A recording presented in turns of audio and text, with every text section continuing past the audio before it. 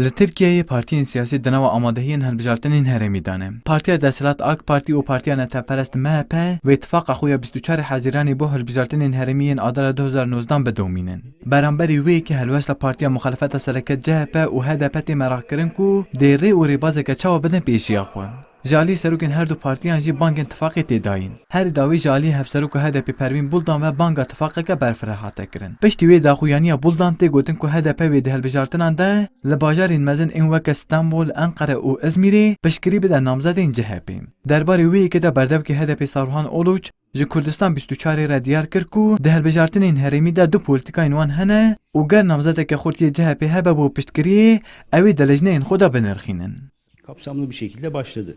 Bu yerel seçim çalışmaları Bo hilbijartinên herêmî xebatên mên berfireh dest pê kirin. Em bi du aliyan ve vê xebatê dimeşînin. Ya yekem em dixwazin şaredariyên li Kurdistanê ku di destê qeyûman dane bistînin û şaredariyên ku me qezenc nekiribûn jî em bi dest bixin. Her wa em dixwazin tifaqeke berfireh yê Kurdistanî ava bikin. Niha bi CHP ra hevdîtineka me ya fermî nîne. Ne di asta navendî ne jî di asta herêmî de. Derbarê tifaqa bi CHP ra civîn û nirxandinên me didomin. Dema CHP namzetekî ku hemû alî bikaribin piştgirî bidine nîşan bide. Helbet wê gavê em ê jî vê yekê binirxînin.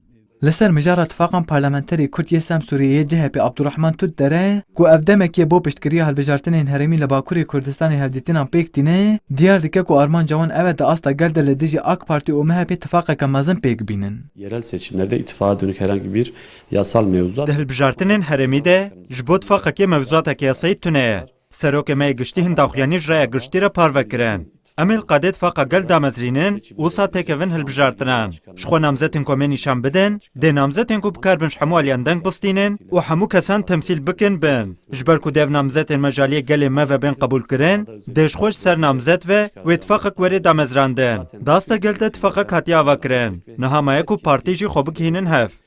Di hilbijartinên 24 Hezîranê yên parlamenterî û ya Serokkomariyê de Partiya Serekiya Muxalefetê CHP bi Partiya Seadet, Partiya İYİ û Partiya Demokratî re tifaqa gel ava kiribû. Beramberî wê yekê HDP jî bi tena serî xwe beşdarî hilbijartinan bibû. Bi nêzîkbûna hilbijartinên herêmî dê zelal bibe ka dê CHP û HDP tifaqekê pêk bînin yan ne. Vural erişmiş. Kurdistan 24 Enqere.